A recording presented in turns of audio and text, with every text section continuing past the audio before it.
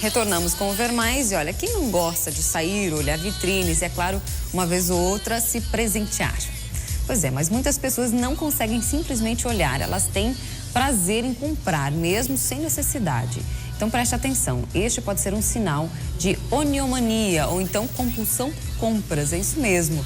E além do prejuízo financeiro, os compradores compulsivos podem prejudicar também o lado emocional. Para falar sobre esse assunto, eu converso agora com a Carolina, que é psicóloga. Boa tarde, seja bem-vinda, Carolina. Boa tarde, muito obrigada. Olha só, a gente estava vendo o seguinte, né, que tem muitas pessoas que compram compulsivamente, né?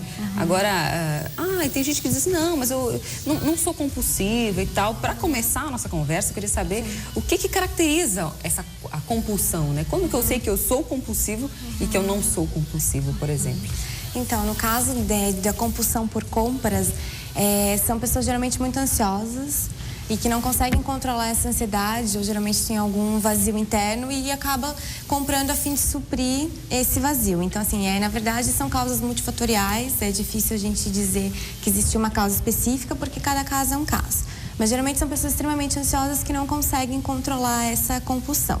Certo. E quando que eu sei que é uma compulsão? Essa é a minha dúvida, porque tem gente que gosta muito de comprar e que não se caracteriza exatamente por ser compulsão. Então, a compulsão, na verdade, por compras, até os telespectadores podem até pensar e refletir sobre essas questões assim. Se você compra quando está triste, ou quando está feliz, ou se o que você compra geralmente fica no armário e você não usa. Ou se você tem muitas roupas com etiquetas no armário, se você realmente compra e não tem o dinheiro na hora, ou fica difícil para pagar depois. Então, esses já são os indícios de que existe uma compulsão por compras. E aí o perfil dos compulsivos é esse que você falou, as pessoas mais ansiosas, é isso? Isso mesmo. E isso é mais comum acontecer em mulheres ou em homens? Com certeza em mulheres, né? Eu sabia que essa seria a sua resposta, mas eu tinha que perguntar. Geralmente assim, as mulheres elas estão geralmente mais propensas a comprar. Justamente até pela questão da mídia, da nossa cultura em si. Então assim, a maioria dos produtos são voltados para as mulheres. Porém, tanto em homens quanto em mulheres, existe aquela questão de eles suprirem até para serem aceitos, de quererem comprar para serem aceitos por eles mesmos, pelos outros, porque hoje em dia a gente vive numa sociedade que a gente tem que ter para ser, o que não é o certo. Então eles acreditam que tendo eles vão ser e aí acabam consumindo mais. Quer dizer, aí existe aquela coisa, em alguns momentos vai ser uma válvula de escape, em alguns momentos vai ser uma questão de status, é isso? Com certeza. Então essas ideias se misturam um pouco. Se misturam. Geralmente, no caso da compulsão, a válvula de escape ela é mais propensa. Mas existe a questão do status, quando a pessoa aprende que ela tem que ter para ser. Então, ela acaba adquirindo muitas coisas para se autoafirmar, digamos assim. Então, daí acaba desencadeando a compulsão por compras. Agora, a gente estava vendo, tá passando algumas imagens ali, tem umas fotos daquele filme que a menina é enlouquecida, né? Ela compra. Os delírios de consumo de Black Blue. E aí eu pensei o seguinte, eu lembrei de uma cena do filme em que ela passa na frente da vitrine e ela pensa, poxa, eu preciso disso, né? E é uma coisa muito comum, pelo menos eu vejo isso muito entre as mulheres. Mesmo não sendo compulsiva, mas a gente às vezes vê as coisas e com os olhos de necessidade, né? Sim. O que é isso? É uma visão distorcida que nós temos? Na verdade, assim, é a própria questão da mídia em si, do marketing, de que é imposto pra gente que se a gente ter aquilo, a gente vai ter o poder. Então, assim, a pessoa, no caso do compulsivo, ele imagina assim, que ele tendo aquilo, ele vai ter o poder, então vem uma extrema felicidade, uma extrema satisfação, porque na verdade o cérebro do compulsivo, ele é um cérebro viciado. Então assim, ele adquire digamos, o bem, um sapato, uma bolsa, e aquela felicidade chega ao extremo, então ela é muito intensa, só que ela dura pouco, porque daí chega em casa e daí já não passou. Já passou, não é a mesma coisa. Então eu acabo buscando mais e mais, daí assim é que eu desencadeio o comportamento repetitivo. Então assim eu começo a ter essa compulsão de ter mais e mais e mais e mais, cada vez mais. E aí existe um momento na nossa vida ou uma situação que desencadeia isso, que a gente passa a ser compulsivo por comprar? Então, na verdade, assim, justamente por ser um perfil de pessoas ansiosas, a compulsão pode vir tanto por compras, ou pode vir com uma compulsão alimentar, ou pode ser até uma compulsão, às vezes, que a pessoa tem por limpeza, que a gente diz aqueles, que ele é neurótico por limpeza. Então, ela pode se desencadear de várias formas. Quer dizer, uma pode ser mais prejudicial ou não. Se você tiver dinheiro sobrando, tudo bem. O problema é se não tiver. A gente vai continuar a nossa conversa depois do intervalo. Pode ser? Tá bom, pode ser. Volto já.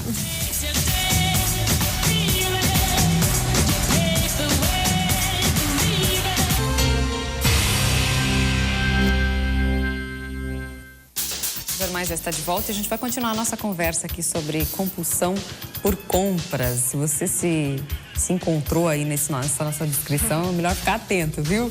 E olha, eu queria saber o seguinte, Carol, quando que é o momento de começar a se preocupar, né? Quer dizer, já está acontecendo, está interferindo na vida, no dia a dia, como é que a gente pode, qual que é o termômetro aí? Então, não só na compulsão, mas em qualquer outro, digamos, transtorno, qualquer outra situação, é quando exige um prejuízo na vida da pessoa, que ela vê que ela está interferindo, tanto na vida social, financeira ou em outros aspectos da vida. Então, quando ela vê que ela está deixando de fazer algo por causa daquilo, ou quando o prejuízo dela é financeiro, tá, né, por exemplo, está no fundo do poço, daí é... Agora, uma sugestão minha, não espera chegar no fundo do poço, não. Bem complicado. Principalmente, até quem tem dinheiro sobrando mesmo, essa coisa de exagerar, pode levar dívidas, né? Isso acontece muito, né, Carol? Sim. Então, é melhor você prevenir do que remediar. E aí, existem algumas consequências, além do endividamento e tudo mais. O que pode acontecer com quem tem essa compulsão? Então, a pessoa pode acabar adquirindo, né, como a gente já frisou aqui, o prejuízo financeiro, que é o mais alarmante, digamos assim. Ela pode desencadear até uma depressão, porque aí essa satisfação nunca é suprida, então daí envolve a culpa, envolve até questões relacionadas a remorso, então a angústia cada vez maior, então ela pode desencadear uma depressão, pode desencadear também, a ansiedade pode ir aumentando, então assim, mas o prejuízo financeiro, geralmente ele é o mais alarmante, esse é o que mais, assim... E aí, tem algum tratamento, alguma coisa que a pessoa possa fazer para se livrar desse tipo de compulsão? Os tratamentos, na verdade, é psicoterapia, sem dúvidas, né? E que pode também levar até a usar a medicação, daí seria também com a psiquiatria. Porque a psicoterapia, o que ela vai fazer? Ela vai fazer um resgate histórico da vida dessa pessoa e vai analisar que situações que levam a pessoa a ter essa compulsão. É uma ansiedade? Do que vem essa ansiedade? Quais são, então, as características subjetivas da pessoa que levam ela a ter esse comportamento? Uma investigação, né? Exatamente. Da origem. Exatamente. E aí, se o caso for um caso de medicação, o psicoterapeuta vai encaminhar para o psiquiatra, certo? Entendi. Então, por aí a gente já vai tomando aí algumas ideias. E existe alguma sugestão, né, para quem está sentindo que está com esse problema ou está começando com esse problema, ou então até para evitar que desenvolva mesmo essa compulsão, alguma sugestão de coisas que a gente pode mudar no nosso dia a dia, nas nossas atitudes aí para tentar prevenir? Então, fica muito difícil a gente até dar algumas dicas, porque cada caso é um caso.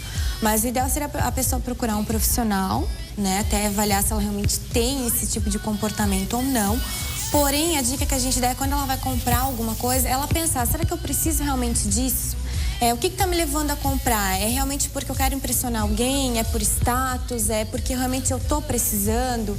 Então, assim, ou pensar também, assim, gastar dentro do orçamento financeiro que a pessoa tem. Essa eu acho que é uma boa maneira de você medir, né?